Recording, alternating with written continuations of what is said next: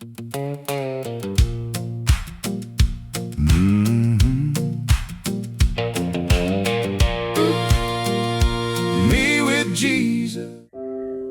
the Lord. ஒரு மரத்தில் அழகான ஒரு தேனீ கூடு இருந்ததா. இந்த தேனீ கூட்டுக்குள்ளாக அநேக தேனீக்கள் வாழ்ந்து கொண்டிருந்ததா. இந்த தேனீக்கள் எல்லாம் எல்லா நாளும் வெளியே போய் பூக்கள்ல இருந்து தேன் எடுத்து இதனோட வீட்டுக்குள்ளாக கொண்டு பத்திரப்படுத்தி வைக்குமா. இது பார்த்து கொண்டே இருந்த ஒரு சிறு தேனி அந்த தேனீ கூட்டுக்குள்ள இருந்ததா. அந்த சிறு தேனி தன்னோட அம்மா கிட்ட கேட்டதா, அம்மா, எல்லா நாளும் நீங்க இவ்வளோ கஷ்டப்பட்டு வேலை செய்றீங்களே, நீங்க இந்த தேனை சேர்த்து வைக்கிறீங்களே, ஒரு நாள் கூட நீங்க இதை சாப்பிட்றத நான் பார்த்ததே இல்லையே. அப்போ நமக்கு பிரயோஜனம் இல்லாத ஒரு காரியத்தை எதுக்காக நீங்க இவ்வளோ பிரயாசப்பட்டு செய்றீங்க?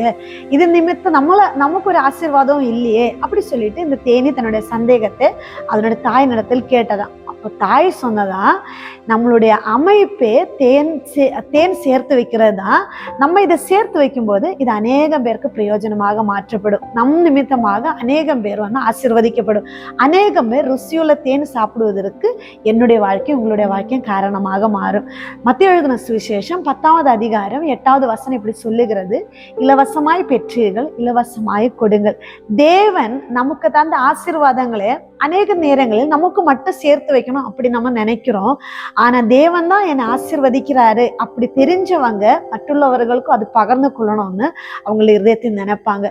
நானும் நீங்களும் நமக்காக சேர்த்து வைக்குவதற்கு அழைக்கப்படவில்லை, மற்றுள்ளவர்களுக்கு ஆசீர்வாதமா இருப்பதற்கு அழைக்கப்பட்டிருக்கிறார். மற்றுள்ளவர்களுக்கு என்னுடைய வாழ்க்கை உங்களுடைய வாழ்க்கையும் ஆசீர்வாதமாக மாற்றுவோம். தேவனுடைய நாமத்தை மகிமைப்படுத்தும். Have a nice day. God bless you.